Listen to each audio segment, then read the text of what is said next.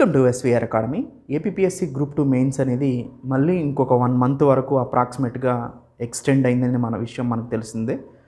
Feb 23న mains examination అనేది start అవుతుంది అని వెబ్ నోట్ ఇవ్వడం జరిగింది ఏపీపీఎస్సీ అఫీషియల్ వెబ్సైట్లో.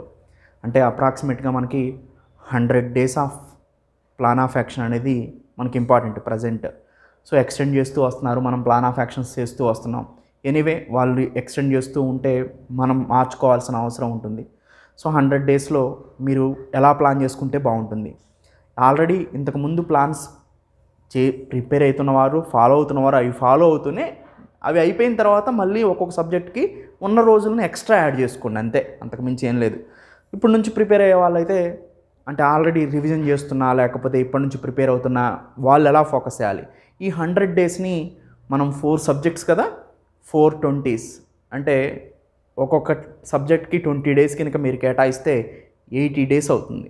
ఈ 80 డేస్లో మీరు స్టాండర్డ్ ప్లస్ కరెంట్ని కవర్ చేసుకోండి. దాని తర్వాత ఒక 15 రోజులు రివిజన్కి కేటాయించండి. కన్ఫామ్గా చదివిన దాన్ని రివిజన్ చేసుకోవాలి. నేను త్వరలోనే రివిజన్ ఎలా చేసుకోవాలో కూడా ఒక మోడల్ని రిలీజ్ చేస్తాను. సో అక్కడికి మీకు 95 డేస్ అయినాయి. ఒక 5 డేస్ టెస్ట్ సిరీస్ మీద కేటాయించండి. సో ఆల్రెడీ ఎస్విఆర్ అకాడమీలో టెస్ట్ సిరీస్ని ప్రొవైడ్ చేయడం జరిగింది గ్రూప్ 2 మెయిన్స్కి సంబంధించి. అయితే ఓవరాల్గా ఎస్విఆర్ అకాడమీ ఇప్పుడు ఎలా ఫాలో అవుతుంది అంటే, స్టాండర్డ్ ఏదైతే ఉందో దాన్ని మీరు ఎస్విఆర్ అకాడమీ వీడియోస్లో ఇచ్చిన వాటిని కన్ఫామ్గా కంప్లీట్ చేయండి. నేను ఒకటి పూర్తిగా చెప్పాలనుకుంటున్నా, స్టాండర్డ్లో ఏమైనా టాపిక్ లేకపోతే అది కరెంట్లో కవర్ అవుతుంది. సో అందుకనే స్టాండర్డ్ ప్లస్ కరెంట్ రెండింటిని కూడా అటాచ్ చేసి చదువుకోవాలి. ఎస్విఆర్ అకాడమీ పాలసీ ఇంతే ఉంటుంది. సో స్టాండర్డ్లో ఏమైనా మీకు కనిపించకపోతే అవి కరెంట్లో కవర్ అయినాయి అని అర్థం. స్టాండర్డ్లో ఏమైనా కనిపించకపోతే అవి ఇంకొక చాప్టర్లోనూ ఇంకొక దాంట్లోనూ ఉన్నాయి అని అర్థం. సో నేను ఇచ్చినట్టుగా మీరు పూర్తిగా చదవగలిగితే, ఇప్పుడు సపోజ్ ఏపీ ఎకానమీ ఉందనుకోండి, ఏపీ బడ్జెట్, ఏపీ సర్వే మొత్తాన్ని నేను కవర్ చేస్తాను. దాంట్లో చాలా వరకు ఏపీ ఇండస్ట్రీస్ కానీ, సర్వీసెస్ కానీ అండ్ అగ్రికల్చర్ కానీ, ఈ 3 చాలామంది తెలియక స్టాండర్డ్ చదువుదాం అనుకుంటారు. స్టాండర్డ్లో ఏమి ఉండదు, అవి కరెంట్లోనే అగ్రికల్చర్ పాలసీస్ అప్డేట్ కానీ, ఇండస్ట్రియల్ పాలసీస్ కానీ, సర్వీసెస్ కానీ ఉంటాయన్నమాట.